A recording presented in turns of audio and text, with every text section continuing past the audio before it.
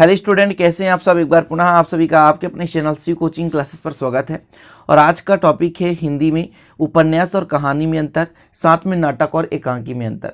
तो आपको दो महत्वपूर्ण अंतर यहाँ पर तैयार करना है। किसमें उपन्यास और कहानी में अंतर, साथ में स्टूडेंट नाटक और एकांकी में अंतर, जो कि काफ़ी हेल्पफुल है 12th क्लास के लिए, है ना। हिंदी मीडियम के जो भी बच्चे हैं जो हिंदी मीडियम से पढ़ाई कर रहे हैं उनमें स्पेशल हिंदी लगता है, ठीक है। स्पेशल हिंदी में ये अंतर आता है और समान हिंदी में भी पूछा जाता है। जैसे इंग्लिश मीडियम के कुछ बच्चे रहते हैं उनमें समान हिंदी रहता है, तो ये जो ग्रामर पोर्शन है दोनों में रहता है, ठीक है। तो चलिए तैयार कर लीजिए और शुरू करते हैं आज का पहला डिफरेंस, उपन्यास और कहानी में अंतर।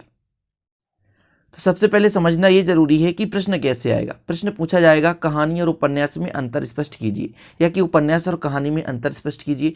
ये जो क्वेश्चन है 3 और 4 नंबर में पूछा जाता है, 3 या 4 नंबर में। 5 नंबर का कभी नहीं पूछा जाएगा, लेकिन फिर भी आपको 5 नंबर यानी 5 नंबर के हिसाब से तैयार कर लेना है, 5 अंतर तैयार कर लेना है, ताकि आपसे यदि भूल भी जाए तो भी आप 4 लिख पाओ, ठीक है। तो पहला है उपन्यास आकार में बड़ा होता है। मतलब स्टूडेंट कहने का मतलब जैसे गोदान एक उपन्यास है, ठीक है।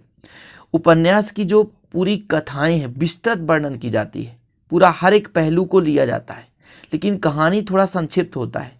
उपन्यास के अपेक्षाकृत कहानी थोड़ा सा छोटा होता है। अब ये भी नहीं कि कहानी बहुत ही छोटा होता है।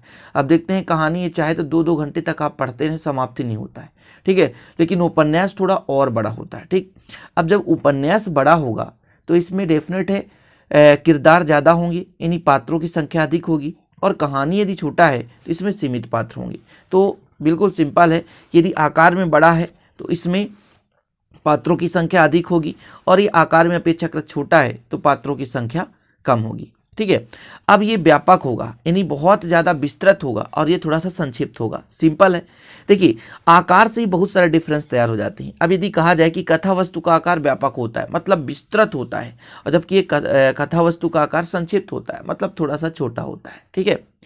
प्रेमचंद के अनुसार उपन्यास एक बगीचा होता है, कहानी उस बगीचे का सार्वभौमिक गुलदस्ता है। कहने का मतलब प्रेमचंद ने क्या बता दिया कि उपन्यास इतना बड़ा होता है कि एक बगीचा के समान, और बगीचे में एक गुलदस्ता कहानी है। समझ रहे हैं, मतलब उपन्यास एक एक पहलू, एक एक बिंदु को लेकर चलता है, जबकि कहानी किसी एक पॉइंट को उठा करके उसके बारे में जीवन गाथा बता देता है। जैसे अकबर बीरबल की कहानी, मान लीजिए कई कहानियां हैं इनके बीच में, तो एक कोई घटना उठा लिया तो कहानी हो गया, लेकिन उसका विस्तृत वर्णन कर दिया, कितने रानियां थे, कितने मंत्री थे, कितने राज दरबार में, है ना, मतलब जो भी पहरेदार थे, सारा वर्णन, कितनी कुर्सियां थी, ये सब पूरी वहाँ पे विस्तृत वर्णन हो गया, तो वहाँ पे उपन्यास हो गया। लेकिन वही एक सार्वभौमिक छोटा सा एक पहलू लेकर चलेंगे, उसको बेहतरीन सजो करके, है ना, व्यक्त कर देंगे, तो वो कहानी बन जाता है। तो उपन्यास प्रेमचंद के अनुसार एक बगीचा है, बड़ा सा विस्तृत क्षेत्र है, उसमें एक छोटा सा गुलदस्ता क्या है, कहानी है। एक एग्जाम्पल के तौर पर याद कर लें, गोदान प्रेमचंद कृत एक उपन्यास है। गोदान क्या है, उपन्यास है। और हार का जीत सुदर्शन कृत एक कहानी है। मतलब सुदर्शन कृत यानी लिखे हैं, जैसे ये प्रेमचंद कृत यानी प्रेमचंद द्वारा लिखा गया। गोदान किसकी रचना यदि कहा जाए तो प्रेमचंद की। हार का जीत किसका, सुदर्शन कृत का। तो ये हो गया उपन्यास और कहानी में अंतर। स्क्रीनशॉट ले सकते हैं आप लोग, छोटा छोटा है, बिल्कुल तैयार कर लिया करें। और मैंने जैसा कहा था कि नाटक और एकांकी में भी अंतर तैयार करना है, तो हिंदी ग्रामर के बहुत सारे वीडियो अपलोड कर रहा हूँ, प्लेलिस्ट में आपको मिल जाएंगे, प्लीज आप लोग अच्छे से पढ़ाई कर लें। नाटक और एकांकी में अंतर देखिए, नाटक अनेक अंक वाली रंगमंचीय विधा। नाटक जैसे देखते हैं कि रात्र में, है ना, 2 से 3 घंटे उसको अभिनय दिखा करके किया जाता है, वो नाटक कहलाता है। अब देखिए नाटक जो है किसी भी राजा पर आधारित, किसी भी घटना पर आधारित यदि लिया जाता है तो सभी पहलुओं का उसमें जिक्र होता है, और विभिन्न प्रकार की उसमें घटित घटनाओं का क्या होता है, मतलब कला दिखाया जाता है।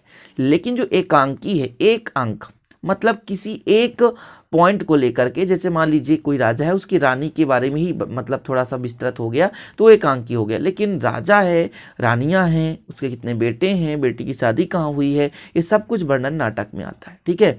कितने राज दरबार थे, मंत्री ने क्या किया, ये सब चीज़ हो जाएगा नाटक। जिस प्रकार से उपन्यास बड़ा होता है कहानी से, उसी प्रकार नाटक यहाँ एकांकी से बड़ा होता है, क्योंकि ये अनेक अंक वाला रंगमंची विधा है, जबकि एकांकी एक अंक वाला विधा है, मतलब एक अंक पर आधारित है। और जब ये विस्तृत रहे तो पात्रों की संख्या अधिक होगी और इसमें पात्र सीमित होंगे। ठीक है। संवाद का व्यापकता होता है। संवाद मतलब एक दूसरे से बातचीत, जैसे नाटक होता है विस्तृत 3 से 4 घंटे चलती रहती है स्टूडेंट। तो संवाद की व्यापकता होती है, मतलब एक दूसरे से बात करेंगे तो व्यापकता तो होगी ही, और ये संक्षिप्त होगा, सिंपल है, क्योंकि पात्र सीमित है, मतलब कम पात्र होने के कारण यहाँ पे संवाद कम होगा। आकार में क्या होता है, बड़ा होता है, और ये आकार में छोटा होता है। सिंपल देखिए, दोनों डिफरेंस उपन्यास कहानी और नाटक एकांकी में थोड़ा बहुत डिफरेंस है, बाकी सेम अंतर मिल रहा है, इसलिए मैंने यहाँ पे दोनों को एक साथ ऐड कर दिया ताकि आप आसानी से तैयार कर लो। प्रसाद कृत जयशंकर प्रसाद ध्रुव स्वामिनी एक नाटक है। क्या?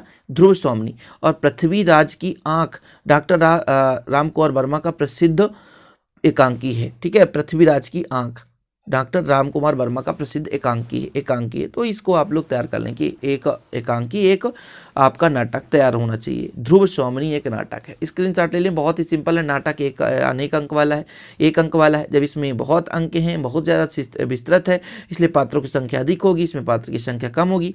संवाद की व्यापकता होगी, मतलब ज़्यादा पात्र होंगे, बातचीत ज़्यादा करेंगे तो ज़्यादा संवाद होगा, लेकिन इसमें संवाद संक्षिप्त होगा, बहुत कम होगा स्टूडेंट। आकार में बड़ा होता है, नाटक है इसलिए आकार में बहुत बड़ा होगा, जबकि एकांकी आकार में क्या होता है, छोटा होता है। ठीक है। यहाँ क्या है, प्रसाद का ध्रुव स्वामिनी एक नाटक होता है, जबकि आपका पृथ्वीराज की आंख जो है क्या स्टूडेंट, एकांकी है। तो इस प्रकार से आपका हो जाता है कंप्लीट दो यहाँ पर डिफरेंस, उपन्यास कहानी और नाटक एकांकी में अंतर। तो आशा और उम्मीद करता हूँ कि ये वीडियो पसंद आई होगी। पसंद आए तो लाइक कर दीजिएगा, दोस्तों के साथ शेयर कर दीजिएगा। मिलते हैं अगली वीडियो में। जय हिंद, वंदे मातरम।